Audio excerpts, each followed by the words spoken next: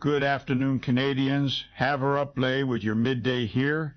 Let's get started on the foundation, the primary obligation of any government, above every program it has ever run, above every benefit it has ever promised, as the safety of the people it governs. That is the foundation. Remove the foundation, and nothing built on top of it stands. In 2002 alone, 256 Canadians were murdered by someone the justice system had already caught, already assessed, and already released.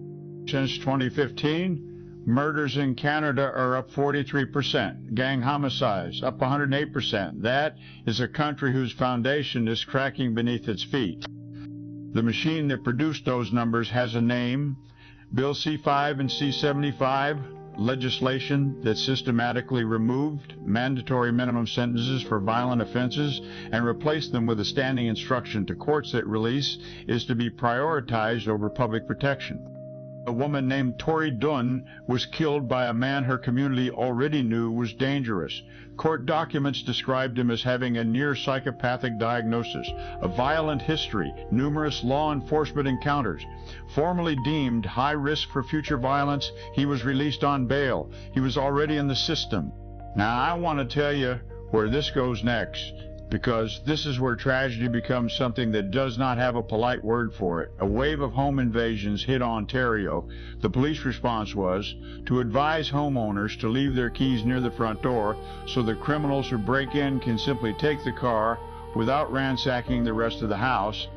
In Quebec, a homeowner who caught a break-in on camera was disallowed from posting that footage because the criminal had rights, the victim did not.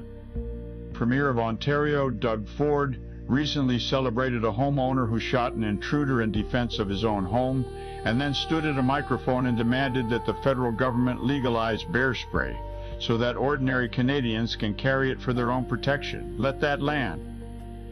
The Premier of Canada's largest province is asking the federal government to let citizens arm themselves with bear repellent, because the justice system that is supposed to stand between them and harm has stopped doing it. And all of this reaches its sharpest edge in rural Canada. Vermont detachments are chronically understaffed. Response times in communities beyond the city limits run hours, not minutes.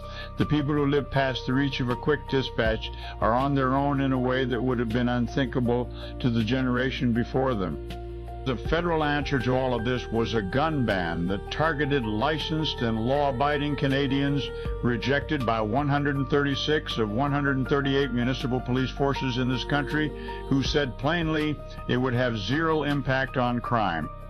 What we are witnessing is not policy failure. Let me be precise about that. Policy failure is an accident. This is a government that has spent a decade systematically removing the tools that protect Canadians, eliminating consequences for violence, disarming the law-abiding, and restricting what victims may do with evidence of the crimes committed against them.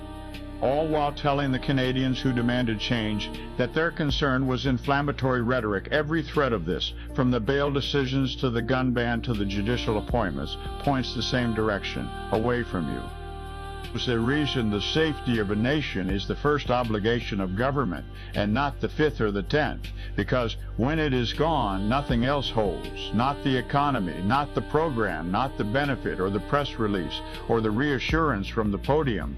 When a country's own people cannot safely sleep in their homes, have lost the right to defend what is theirs, and are told by their police to leave the keys by the door. We have not merely failed a policy test, we have lost the foundation itself, and I am asking every Canadian this afternoon quietly to sit with one question: what gets built on top of nothing? And now you see the big picture here. Haver Upley, signing out.